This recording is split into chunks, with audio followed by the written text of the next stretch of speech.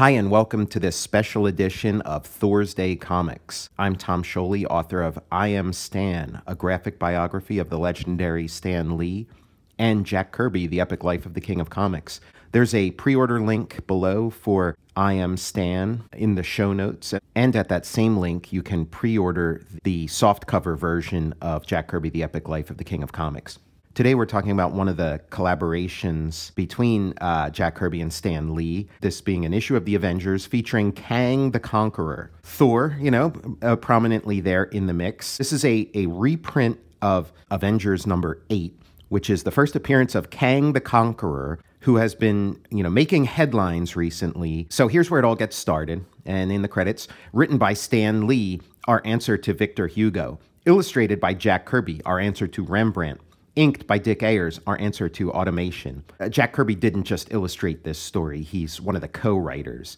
The grandiosity of the credits, Stan Lee being our answer to Victor Hugo, that's, wow. And then Jack Kirby, our answer to Rembrandt. So, illustration isn't necessarily like an insult or a put down. It sounds like kind of an elevation that someone who's, providing the art for a lowly comic book is put on the same pedestal as Rembrandt, which was sort of hyperbole at the time, but I think it's perfectly warranted. I think Jack Kirby is every bit as good as Rembrandt, if not better. But it sells short his full contribution, which is in the storytelling and possibly the lion's share of the storytelling in this, and arguably the lion's share of the storytelling in this. So this is a really enjoyable story, really ahead of its time. Although there are a lot of sort of quaint, old-fashioned aspects to the story, it in a lot of ways has the format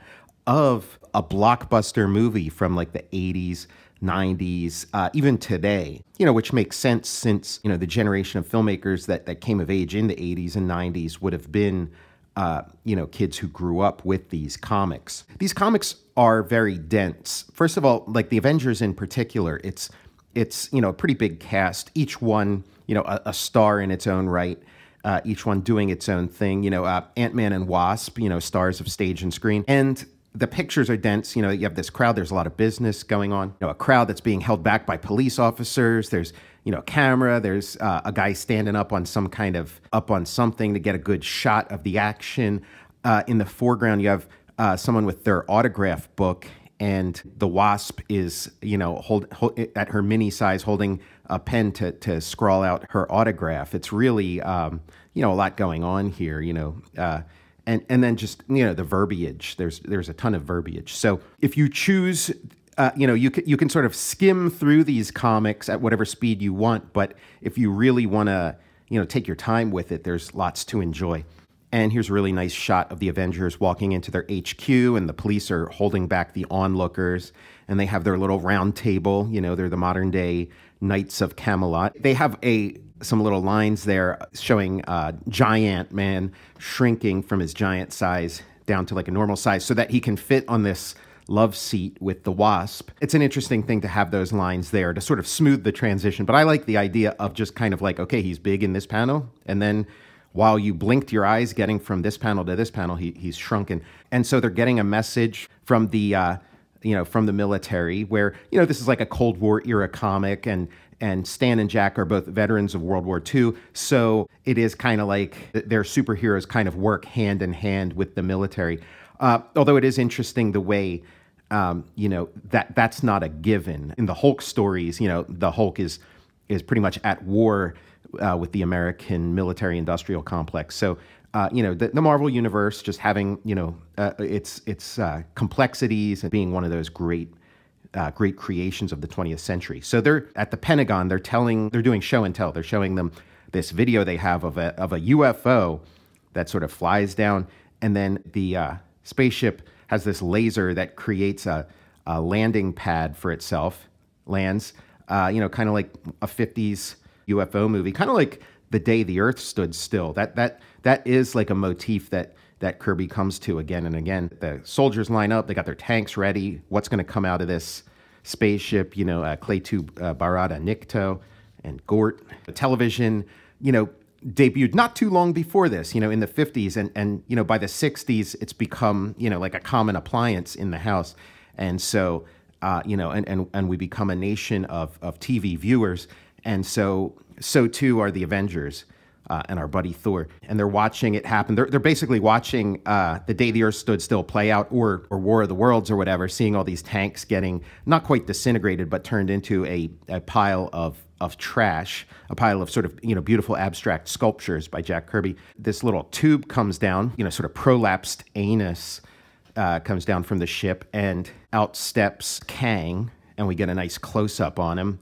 Looks, a really cool-looking villain. I always liked the design of Kang, and when I was a kid, they had the toys, and he was one of the cooler-looking toys. Just a really great Jack Kirby design. His colors are a little off here. I don't have an original printing of Avengers number 8, so I don't know if his colors there are sort of true to the sort of classic, green and purple Kang that we all know, but still looks really cool. Looks kind of like Kirby's Manhunter with this color scheme. But yeah, great looking mask, lots of detail there.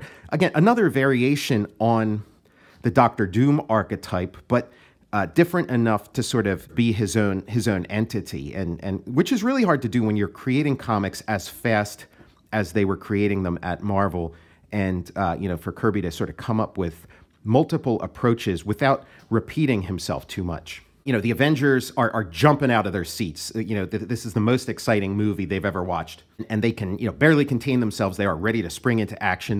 Their jet goes streaking by. People are, hey, what's going on up there? And they show up on the scene. Kang's levitating on his invisible lazy boy. Iron Man says to him, "You who call yourself Kang the Conqueror, state your business here by order of the Avengers." "My business? Conquest, of course. I claim this entire planet and all its land areas as my domain. As for you Avengers, I shall demonstrate how powerless you are against Kang. At the mere touch of a button, I shall render you helpless." Nice, varying up what the camera's looking at, this sort of close-up on his gear. And his gear and his costume, become sort of, like an important aspect of this story, become an ingredient for defeating Kang in the end. So it's good they kind of highlight it there. The action movie begins. It's like, Clayton has stepped out of his spaceship and now the fight is on. And again, when you're doing one of these team comics, it's a challenge to sort of show all these different characters and give everybody something to do. And so it makes sense that things escalate into these like more and more powerful opponents for them to fight. He levitates a bunch of the Avengers, but doesn't manage to levitate Thor in time. Thor throws his hammer. I mean, look at that.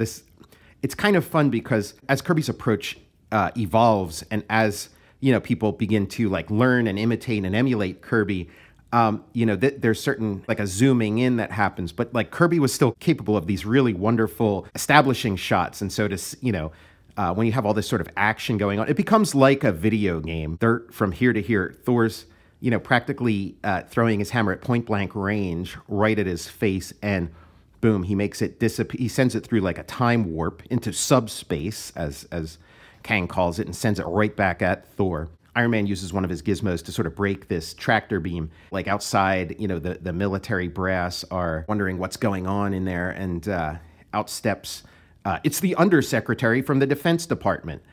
And so this is, sort of like the civilian authority who's going to, Avengers, stand aside. I will conduct the proceedings from this point on. Allow us to caution you, sir. Kang possesses powers which seem totally alien to us. We shall remain on guard. Thank you, Thor. And now, Kang, or whatever you call yourself, suppose you state your business and explain your hostile acts. So then Kang, tells his backstory here, and that he was, in fact, Rama Tut, a villain from the early Fantastic Four issues, who's sort of a time traveler who they meet who sends them back to ancient Egypt. And it turns out he's a time traveler from the future, from the year 3000. And we're getting the story that on one of his time trips, he ended up stranded in the year 4000. Now, the year 3000 was sort of like a scientific utopia where, time machines are just a matter of course.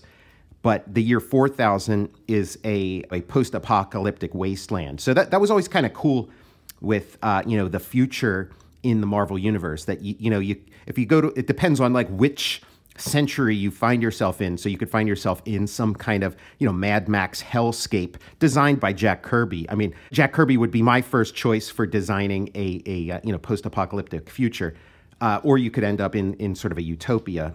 And so he ends up in one of those worlds. So it's not going to be so easy to build a new time machine in a wasteland. So Rama Tut decides he's going to rebrand himself as a sort of war-torn era of tribes at war with each other across the planet.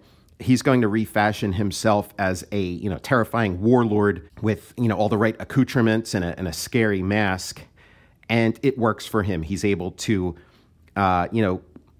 build up a little army and conquer this entire century and use all of its resources to build himself a new spaceship. And his era was sort of a time of super science and peace, but no weapons. And so that's what this era has that he was lacking, was sort of they had perfected the art of killing each other. And so he's got his super science, and then he's got their sort of super war science, and he's combined all of it together to reinvent himself as this time-traveling warlord. Ant-Man, now starring in a new film, Ant-Man and the Wasp in Quantumania, he's heard enough, and so he grabs Kang and trusts him, but Kang is not one to be restrained, and sort of gives him this super zap, beautifully drawn by Jack Kirby.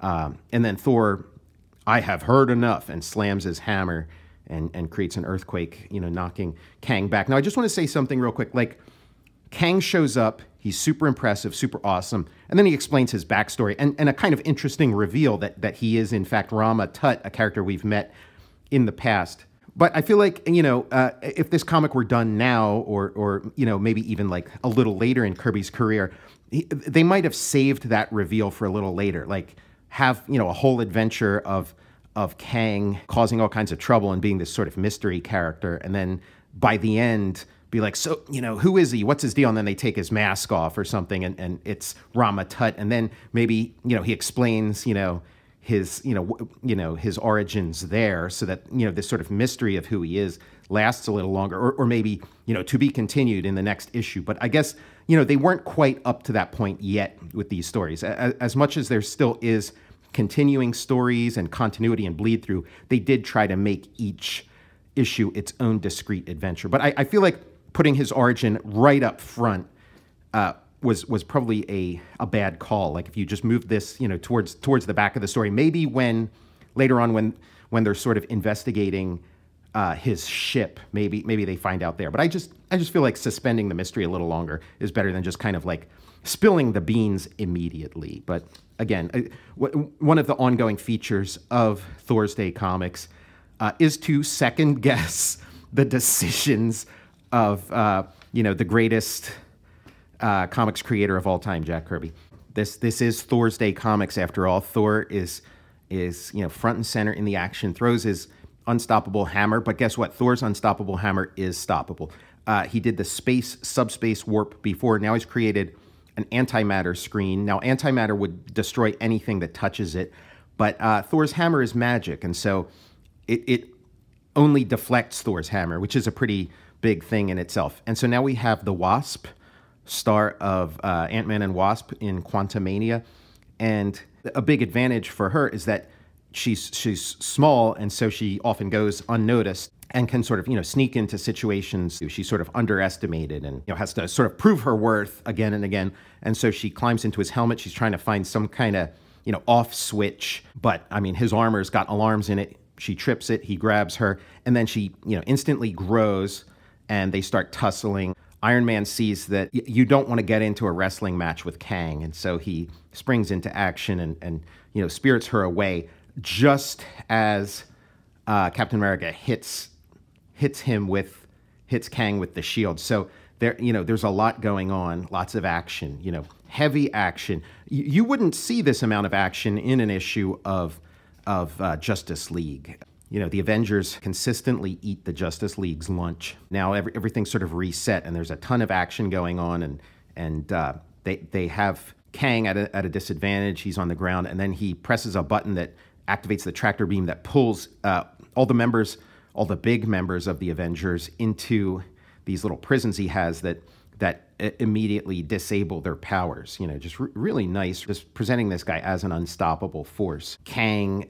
lets us know his demand. You saw what I did to the Avengers. Now leave, or you shall be next. Go and take this ultimatum to all the rulers of the earth. I give them 24 hours to capitulate to me, or I shall destroy them without hesitation. Surrender, Earth. It's a pretty bad situation, but Wasp and Rick Jones have gone unnoticed. They didn't capture the notice of Kang the way the sort of heavy hitters of the team did, and so they got free. They got free in the skirmish, and so they're putting their plan together.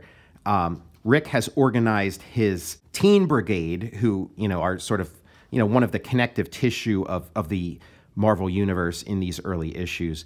And they're going to bum rush Kang as Kang's, looking at his big plan. And they're the Newsboy Legion of this era. And then Kang is sort of like, don't waste my time, but you kids might prove some use. Go up in my spaceship. You can be my servants, and I want you to go fetch a couple things for me. This big tube, bring it down, and then one of them drops it. We're not sure if he dropped it on purpose or if it was truly an accident, but they do realize that, okay, this is the perfect time.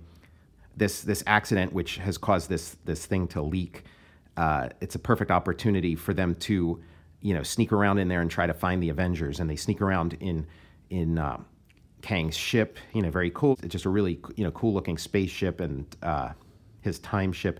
And they find some buttons that they think might release the Avengers. They press it, and the stasis field is deactivated, and so now he can reactivate his power. Thor can reactivate his powers, bust himself out. That thing of having their powers deactivated was especially bad for Iron Man, because at this point his suit keeps his heart running, and so just because the power came back on doesn't mean he's completely recovered from having his heart stop for this entire period. And so, they're all sort of gathered around him, but, now he's back. It took him a minute to recover, longer than the other ones because of that, but now he's ready for action. The Wasp is back at her lab that she shares with Dr. Pym. She finds this super weapon that Hank had developed, and they fly it back. She flies it back with the aid of some of the flying ants. And now Kang is struggling to get this thing resealed because, there's some kind of energy in there that could be really catastrophic if it's not sealed back up. And now this is the Avengers' big chance. Captain America's shield. Look at that power stance as he, repels Kang's beam. And now Thor's big moment. He's got his hammer ready to go. And bam! It's one thing to get Thor to throw his hammer at you, but if he actually hits you with the hammer, that you're getting the full force. But Kang is just that powerful that he sort of blocks it like it's nothing with his force field. Ant-Man and Wasp get their hero moment against Kang. Again, you can see them in your local cinema. She throws this weapon to Giant Man. He points it, he aims it, points it. Thor's not going to give up. He keeps hitting that shield, and it's kind of a diversion, so Ant-Man can get this shot off, and he shoots him.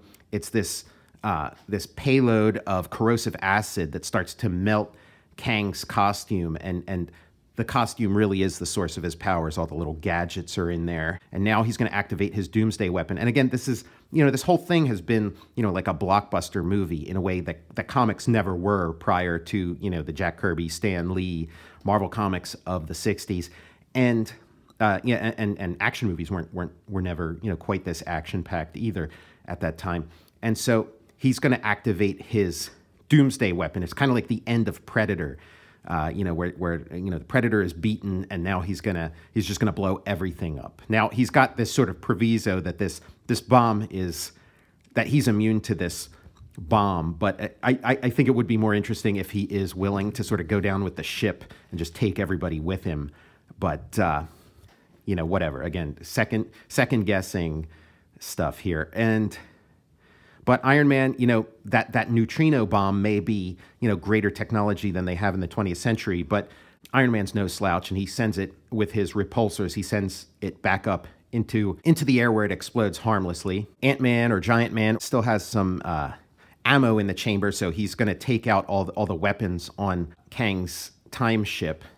Again, you know, what a cool video game this would make. You know, it's all just sitting there waiting to be adapted. You know, you sort of, you know, you fight the villain, then you got to fight his ship, and yeah, this is like, again, like Predator. You know, Kang's about to go nuclear. You know, all this radiation. Captain America's, you know, trying to shield everybody get behind his shield. Thor's zapping him with Thor's absorbing as much of the radiation as he can with his hammer. Kang's building up to critical mass. He retreats into his ship, and then it disintegrates. So we don't know if he you know, if he got away okay or if he exploded or what. But he's escaped into time, and I guess we'll have to deal with him another time. Cap, do you think he'll ever return? No one can say, Rick, but one thing is certain. He knows now that he isn't unbeatable. He knows if he returns, the Avengers will be waiting. And so, you know, a wonderful debut of a really cool character that's finally getting some of its due. And this is just the beginning. This character was, you know, very well utilized for a lot of years by, you know, Jack and Stan, but by other creators too, and so it's just really great. So we have this nice shot of the Avengers all, you know, standing ready, and with Thor in the lead, and you know, don't forget the Wasp. She may be small, but she's right there, and then the Teen Brigade ready to back them up. Thank you for joining me for this special episode. I'm Tom Scioli, author of I Am Stan, a graphic biography of the legendary Stan Lee. And there is a pre-order link in the show notes below. I'm also the author of Jack Kirby, The Epic Life of the King of Comics. And in that link in the show notes, you can also pre-order the new softcover edition of Jack Kirby, The Epic Life of the King of Comics. I'll see you next Thursday.